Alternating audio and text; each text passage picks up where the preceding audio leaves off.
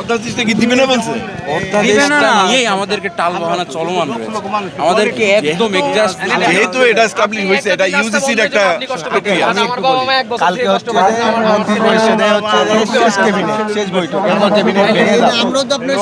কালকে যদি ওই যে অধ্যাদেশটা না হয়, এমন পলিটিক্যাল গভর্নমেন্ট তো করতে পারে, করতে পারে না। আমরা শুনেন, আমি বলি এটা দীর্ঘমেয়াদী একটা কথা বলতেছি, তখন আমাদের শিক্ষা জীবনটা বাধাগ্রস্ত হচ্ছে না। আমরা তো প্রস্তুত হইনি। আমরা বিশ্ববিদ্যালয়ের আন্ডারে না কলেজের আন্ডারে এটা ঠিক আছে, তহিনটা চলতেছে না।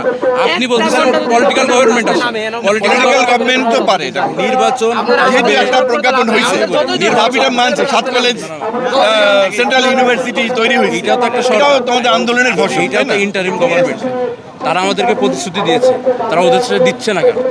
এই জিনিসটা নিয়ে আমাদের যত দেখার যত সমস্যা। আমরা ক্লাসরুমে ফিরতে চাই, আমরা পড়ার টেবিলে ফিরতে চাই। আপনি যে বলতেছেন ওইটা যদি করি, আমরা যে ক্লাসরুমে ফিরতে পারতেছি না, আমাদের এই যে সময়টা যাচ্ছে না, আমরা ওই সময়টা আর ব্যাক পাবো না? সেটা ঠিক আছে। এখন কথা আন্দোলন তো আমি বললাম যে আন্দোলন ছাড়া হয়তো মানে কোনো ফসলই কেউ ঘরে তুলতে পারে না।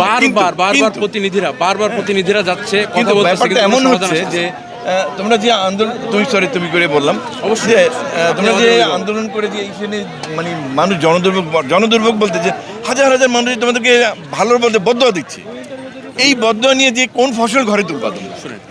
আমি ওটা বলতে চাচ্ছি। জনদুর্ভোগ তার চেয়ে সীমিত পরিসরে কি চলাফেরা চলতে দেওয়া যায় না? ওইটা আন্দোলন চলবে, সীমিত পরিসরে দেওয়া যায় না? সকলে সম্মিলিত